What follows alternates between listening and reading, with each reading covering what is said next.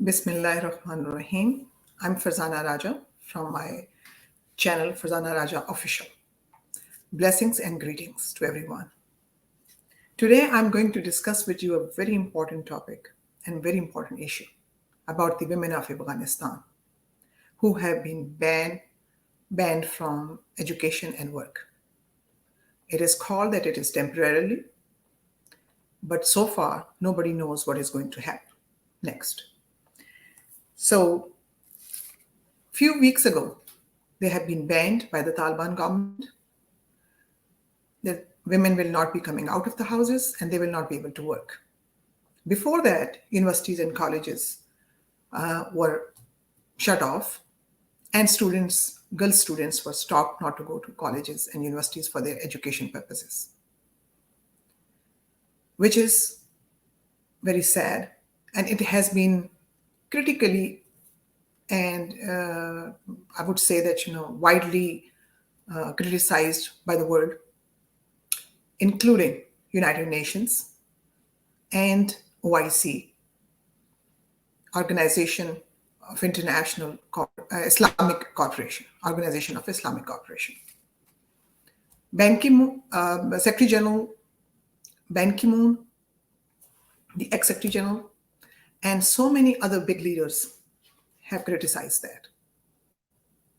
The Secretary General of United Nations, Mr. Guterres, has already given his statement, and he is very particular about it, that women should be enabled to participate and allow critically to play a role in all aspects of development in Afghanistan. However, I would say that, this has been a hope to the women of Afghanistan. However, the spokesperson of Afghanistan's Taliban government, Mr. Zabiullah Mujahid, has just said a few hours ago that it is a temporary ban, but he has not mentioned any timelines, which is another concern. There is a big and second impact of this ban is that all big organizations, humanitarian organizations, had no choice but to stop the operations of humanitarian action in Afghanistan due to the shortage of women staff in their operations. There is a big scar of donors' funding as well.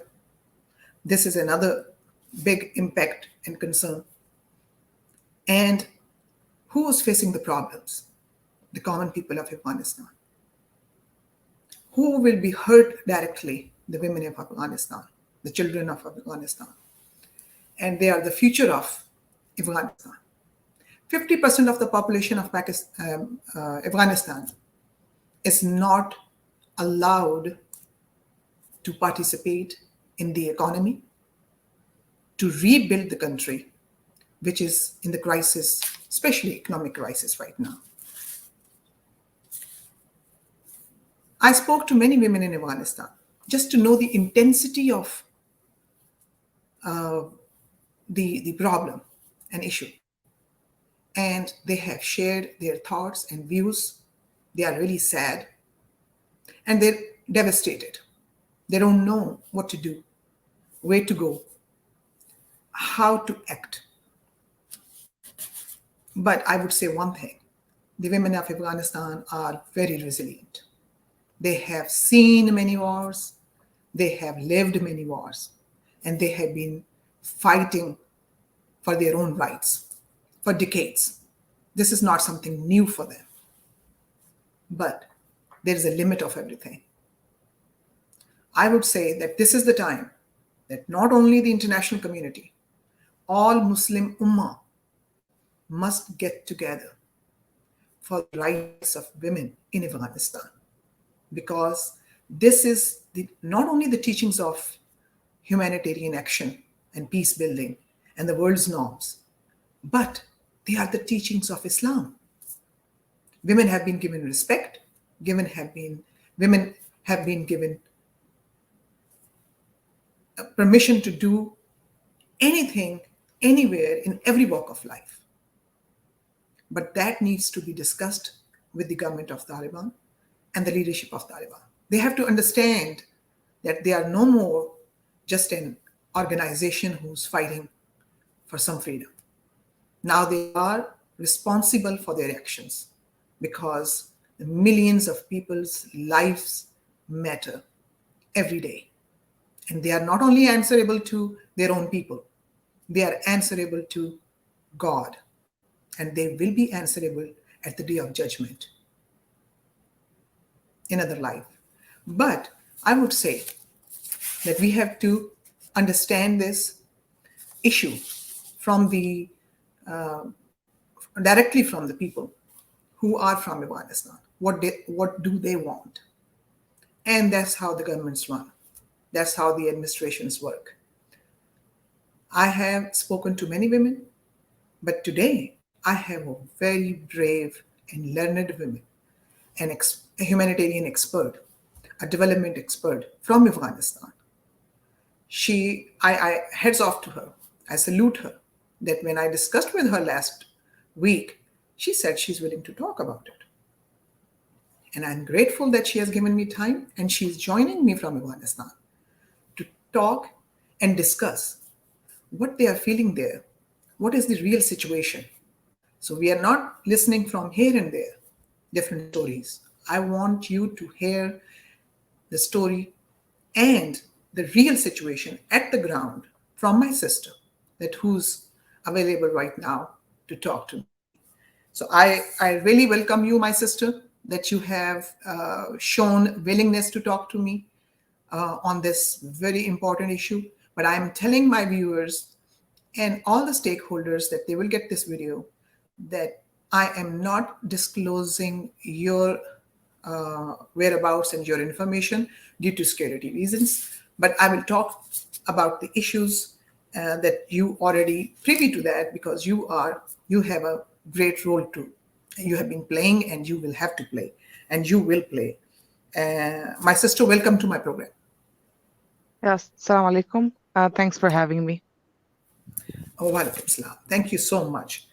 First of all, I'm just asking you, just share the feelings and how the women of Afghanistan are taking these big decisions, first banning or stopping the education, universities and colleges, and now banning women coming out of the houses to work.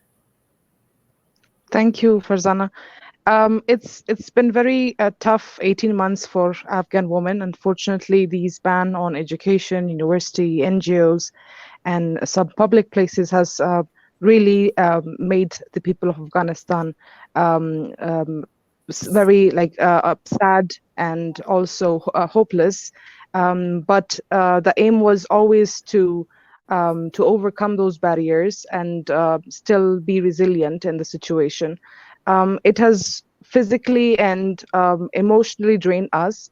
For us, it is very hard to still operate in the regime where things are very limited for Afghan women. Opportunities are limited. The communication with the world is very limited, and also the very key and essential basic rights for Afghan women is very limited.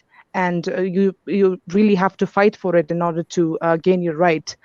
So yes, it's been very draining and a very hectic 18 months for Afghan women. I'm with you. I don't sympathize, but I empathize. I would say that, we are standing, everybody's standing by you, and we will raise this whatever platforms that we can. But I have heard that the women judges and lawyers have been banned as well. They are not allowed to work. So how would justice system would work? Yes. So previously we used to have a constitutional law and some statutory laws that was passed by the previous government. And right now, after the collapse, the Afghanistan Bar Association, IBA, has been demolished by the current de facto authorities. So now the female prosecutors, judges, and also defense lawyers are not allowed or not licensed anymore.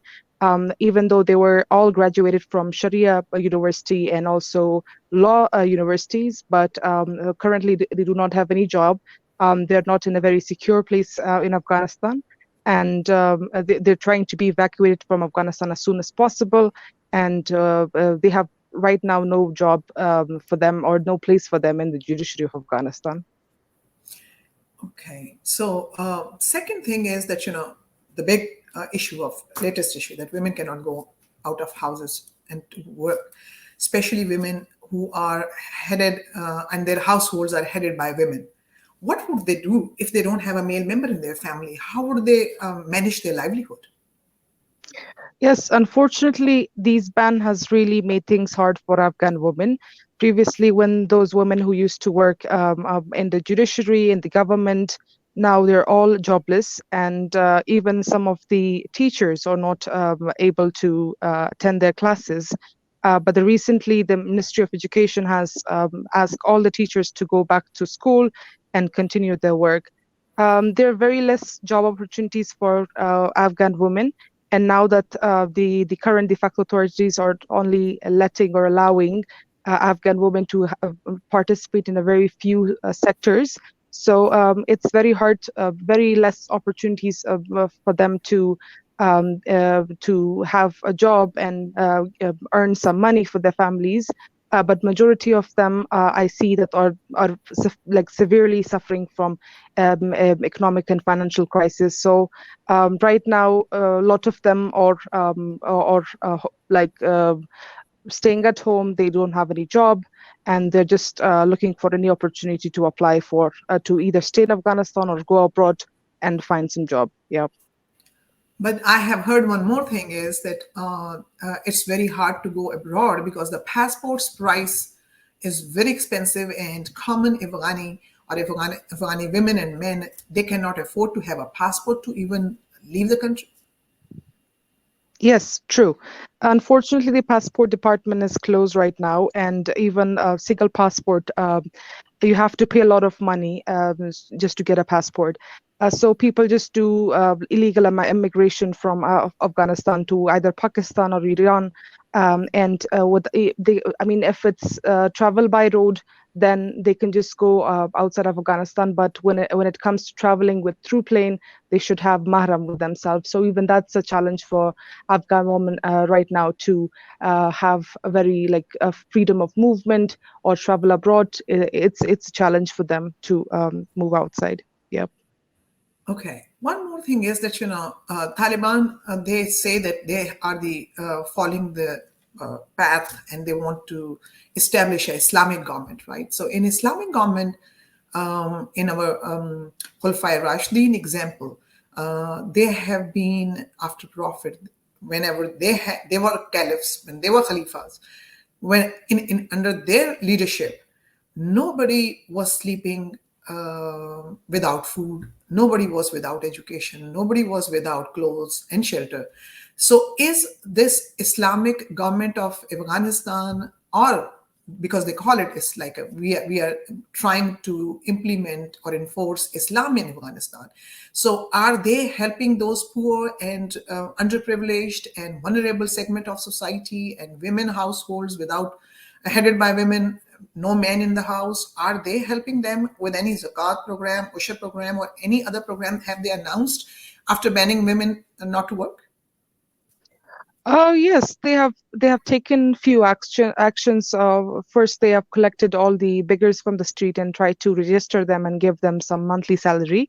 But I think that would not be enough, because literally majority of Afghan people are suffering from hunger, and they all need job just to provide for their families. So these recent bans or some of the very questionable actions from the de facto authorities, if they really want to help the Afghan people, they should not be putting these bans on the female, because the woman-headed families, they need the job, whether it's in NGOs or universities or schools, they need that job. So they have taken some few actions, but I think that's not enough. They still need the support of the international and from UN agencies in order to provide or contribute to this hunger or humanitarian crisis that's happening right now in Afghanistan. Okay. Now, before we go to the few last questions, one question is that any other human rights issues that we have, or there are no rights of anybody? Sorry? I'm just saying any other human rights issues that are there that they need to be addressed immediately. Yes, yes. Beside hunger issues, there are some protection issues that need to be addressed, especially when it comes to gender-based violence. Unfortunately, the rate has increased, and I'm not talking about Taliban like committing those violences, but it's more of domestic violence which is happening right now in Afghanistan. Since majority of the female are not now not earning and they're at home, so we receive cases through our organization that the female face a lot of domestic violences. So that's also something that need to be addressed and need to be monitored, and we should like support them at the situation. So there are some very small programs on protection for Afghan women, and it's better to be also be prioritized by the international, and so we can have a good funding for the protection projects in Afghanistan. Thank you so much for this one. This is a very important issue that you have raised. Every issue is an important issue, but because of the economic issues at a household level, creates and then of course ignite the social issues as well.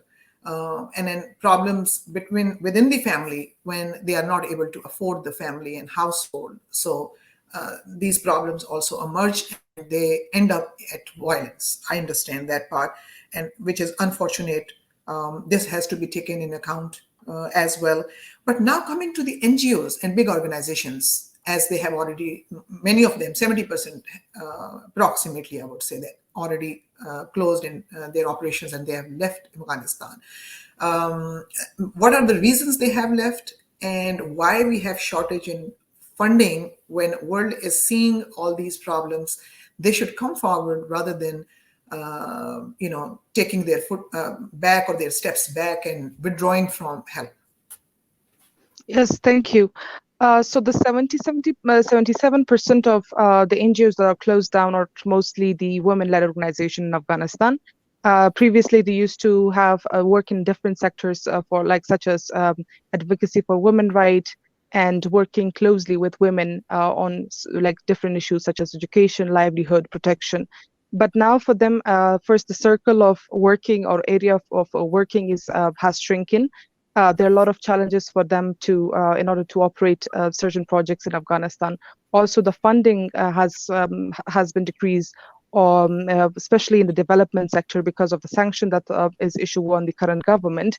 And majority of the funding that comes to Afghanistan are implemented by UN agencies, and also a medium chunk go to the INGOs in Afghanistan that are currently operating.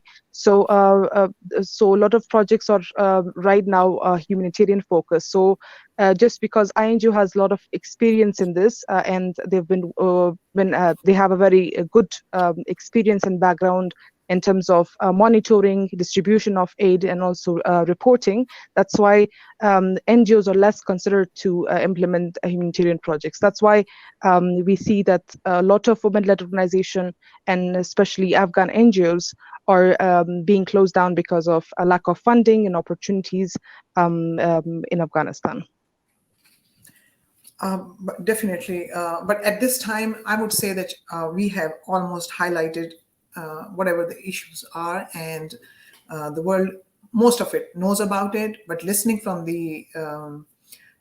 directly from Afghan women who's not only resilient, who has a lot of information, who's learned, it's really helped. I asked you last question: what do you expect from Secretary General United Nations and the world? Thank you. From the world, I think all Afghan people would ask for to not leave the Afghanistan people alone in the situation. There's a very huge need of humanitarian help and aid for Afghanistan, and especially the winter is here, and unfortunately this ban has make the matter even worse for Afghan people. Now, majority of the INGOs are closed because they cannot reach the female beneficiaries without their female staff. So for the international, they can do some advocacy with the current de facto authorities regarding the ban. So firstly, this ban should be revoked as soon as possible, and later on, we need funding for women NGOs to be sustainable, and that should be taken care of. And also, not to forget to monitor whatever human right violations or that is currently happening in Afghanistan. If they let alone the authorities to do whatever they want, we will not we will not have a very bright. We will not be looking to a very bright future for Afghanistan. So it's good for world to not sleep on the Afghan people and Afghan women's right, and monitor the situation, and set with the de facto authorities, and create a platform for Afghans to speak about this problem and solve it. I totally agree and understand, and thank you so much, my sister. You have really elaborated everything so well that I think if we are sitting at any big platform internationally, they might not be in a situation to explain so many things that the way you have explained. I'm grateful for that. I would say to the world that, please come forward, help the Afghan people, or all people from Afghanistan, especially women and girls who have not been allowed to go to schools, who have not been allowed to go to work. And that's how it's better for the Afghanistan as well, that half of the population of Afghanistan is kept outside of the loop. So this is better for the, I would say that the development of Afghanistan, that 50% of the population help to rehabilitate, rebuild, reconstruct the country and the economy of the country. That's how countries flourish and develop. But thank you so much for that. I would say that I'm bringing so many more videos on this issue and other issues as well. Stay tuned and please subscribe this channel so you get your videos right away. God bless you and stay safe.